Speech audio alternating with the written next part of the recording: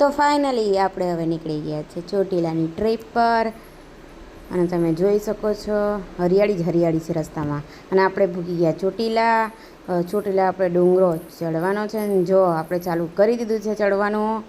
પછી ડુંગરો તો છે બહુ 740 જેવી સીડીઓ છે.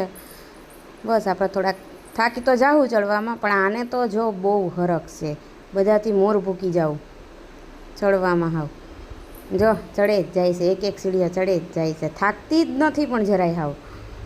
હવે આપણે અધવચ વધારે પૂગી તો ગયા છીએ, આપણે તો થાકી ગયા એટલે આપણે પૂરો ખાવા બેસી જાવ. પણ આ બેન હવે જો બધું ફફોરવાનું ચાલુ કરી દીધું છે, જોઈ લે બધું હું છે, ચૂંદડી ને ફૂલ ને કંઈ બાકી નથી રહી જતું ને. આપણે હવે દર્શન કરવામાં બધું ચડાવવામાં લઈ લીધું છે.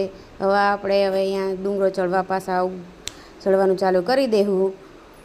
આ બેન હવે બધું ફાઇનલી બધું જોઈ લીધું છે, બધું પાકું થઈ ગયું છે અને હવે આપણે ફૂકી ગયા ઉપર ડુંગરા ઉપર ચોટીલા માતાના દર્શન કરવા. જો અહીંયાનું વ્યૂ જુઓ તમે, કેવું મસ્ત, ને આમ માતાજીની ધજા જુઓ કેવી પવન મસ્ત પવનમાં લહેરાઈ રહી છે.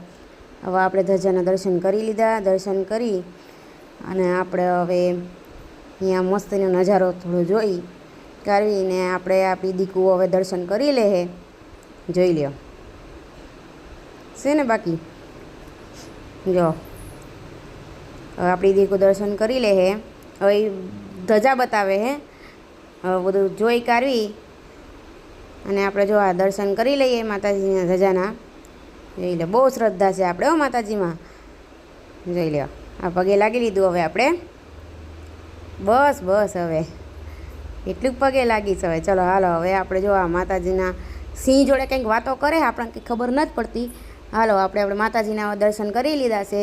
તમે પણ માતાજીના દર્શન કરી લ્યો અને આપણી ચેનલને લાઈક, શેર, કમેન્ટ અને સબસ્ક્રાઈબ કરી લેજો.